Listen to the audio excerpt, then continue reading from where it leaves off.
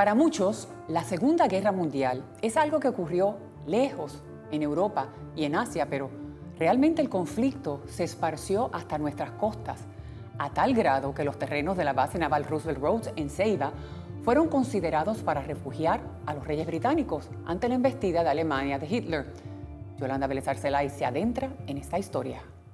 En el año 1941, el empresario José Miguel Giol Cabaza le escribía desde Puerto Rico a su esposa, Juanita Pinto, quien se encontraba en Nueva York. Si decides regresar, no te embarques, hazlo por avión. Los alemanes están hundiendo muchos barcos, estamos rodeados de submarinos.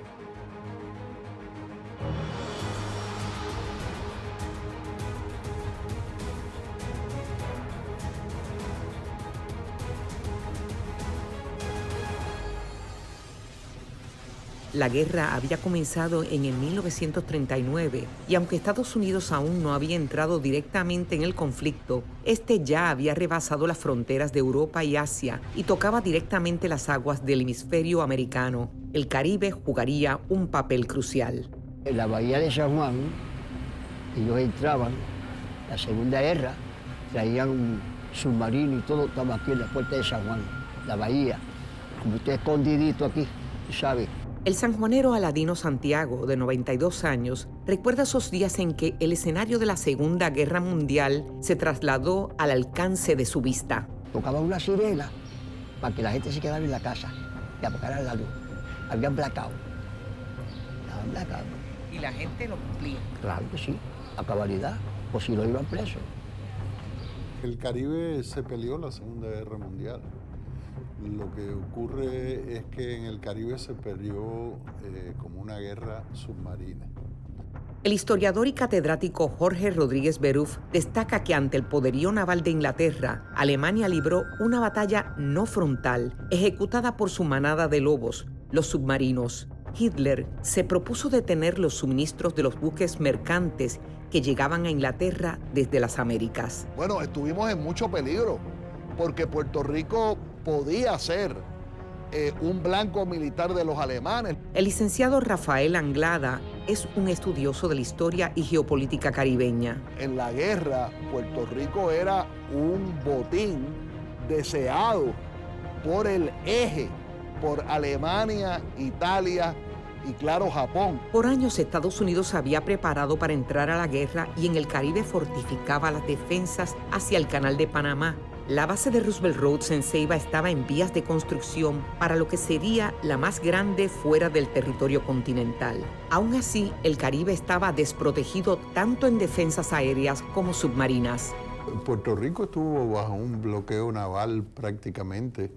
Los años de 1941 y 1942 fueron muy duros para Puerto Rico. Los submarinos evadían el radar aliado colocándose a la misma velocidad y rumbo que los convoyes, hundieron cientos de barcos y cegaron la vida de sus tripulaciones frente a nuestras costas. Un 36% de las pérdidas de barcos mercantes en el mundo ese año ocurrieron en el teatro de guerra del Caribe. Hubo hambruna en Puerto Rico, la economía se afectó mucho porque no llegaban materia prima para trabajar, ¿verdad? Como madera, productos de metal, etc.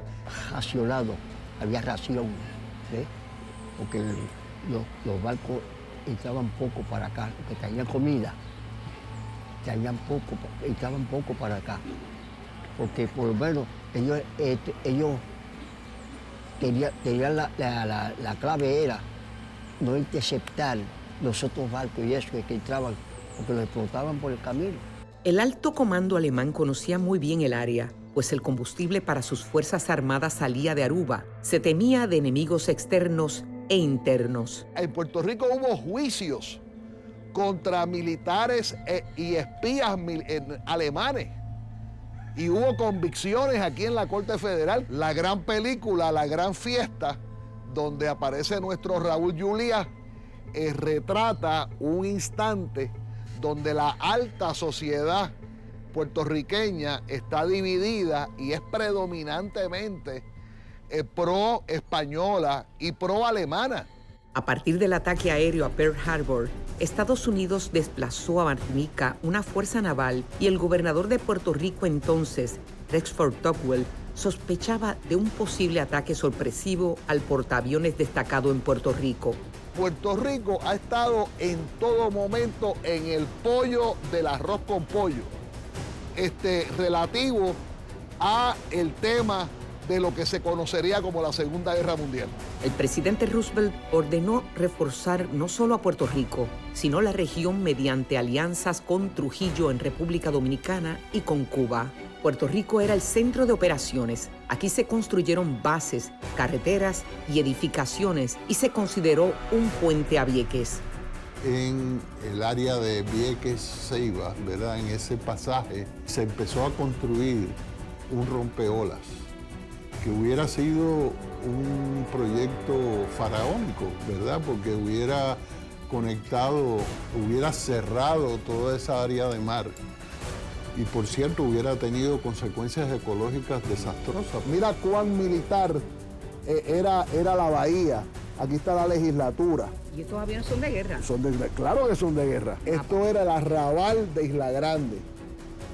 ¿Ves? Entonces ya aquí Isla Grande construido, esto había sido mangle. Ahí está la pista. Y entonces por aquí todo esto, esto era una isla, la isla de Miraflores.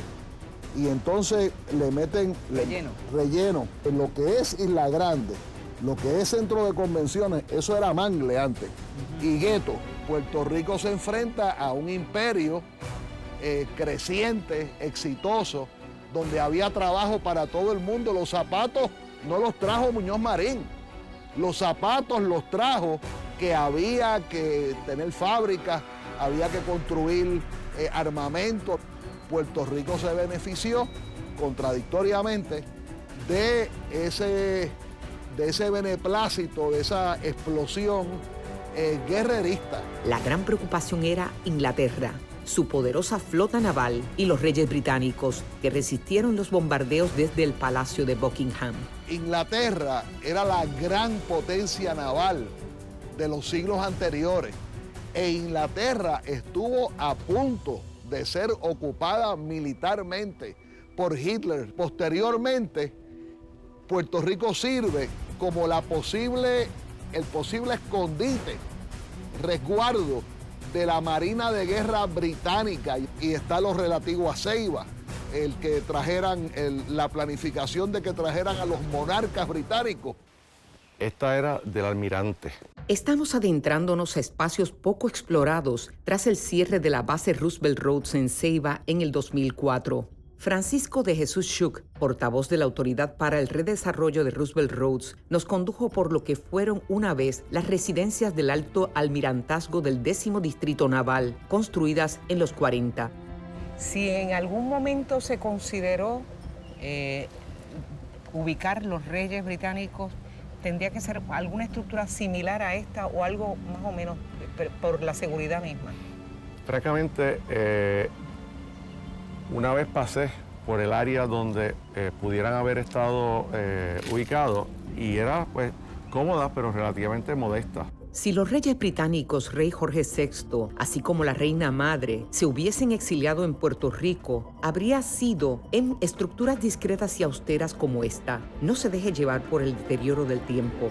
Estas estructuras estaban resguardadas por todo el poderío militar que se desplegó en la base más importante desarrollada en el Caribe, la base de Ceiba. Yolanda, esta isla, Isla Piñero, donde según las anécdotas de personas que trabajaron aquí en Roosevelt Roads y que ya están retirados, nos indican que ahí iban a estar las joyas de la corona inglesa en unos bunkers. Desde allí se podía observar 3 de sus 9 muelles y el oleoducto. La caída de Inglaterra nunca se concretó y los reyes no tuvieron que exiliarse. En cuanto a los submarinos, ya en el 1943, nuevas tecnologías para detectarlos debilitó de forma decisiva su presencia en el Caribe. El último submarino alemán abandonó nuestras costas en el 44.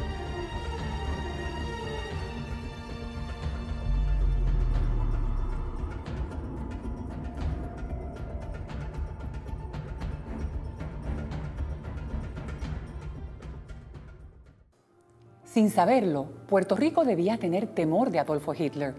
La Segunda Guerra Mundial estaba en nuestras aguas, con sus submarinos hundiendo barcos y creando una situación crítica de la que pocos ciudadanos estaban conscientes. Estados Unidos se preparaba para la guerra. A raíz de eso, habríamos tenido un rompeola que hubiese unido a Vieques con la Isla Grande. Si no me hubiera zafado la mano, yo me hubiera quedado también, porque yo comencé a mover la mano desesperado y sentí el roto, porque yo no vi que había roto ni nada, porque la guagua se llenó completa, ¿me entiendes? Yo cuando comencé a moverme desesperado sentí que había un roto, y la agarré y saqué la cabeza.